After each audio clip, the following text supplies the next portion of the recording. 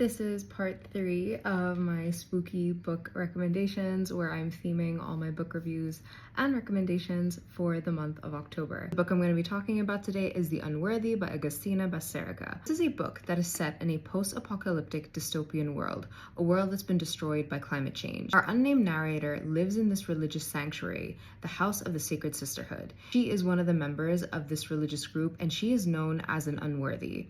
Now, our unnamed narrator documents her life and her experiences in this world through these fragments of journal entries. This is a religious group that is built off of fear, off of submission, and off of sacrifice. When a woman named Lucia ends up joining the House of the Sacred Sisterhood, things take a turn because she could really be a change that kind of disrupts the system from the foundation. I have some mixed thoughts about this book. I did have much higher expectations. I was very excited to read it. I genuinely thought it would be a 5 stars, but it wasn't.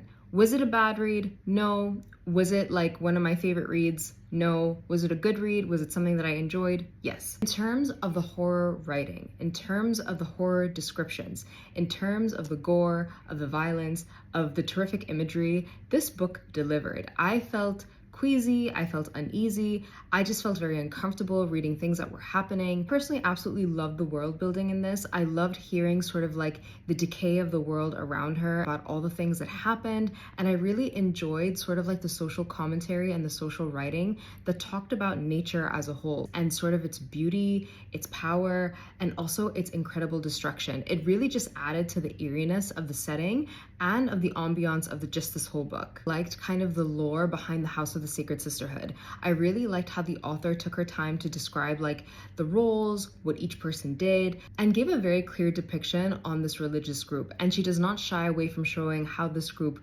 really abuses their power against the members who are a part of it.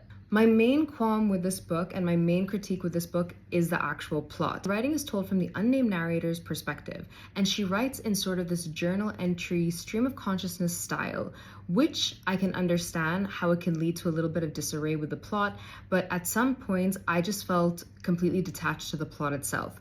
I would still continue to read it, but I didn't feel fully connected with everything that was going on. However, this is still a book that I would recommend to readers who want to read a book for spooky season and who enjoy the genre of horror. If you enjoyed reading books like Brave New World, 1984, I Who Have Never Known Men, but want a more horror version of those stories, this is a book that I would also recommend.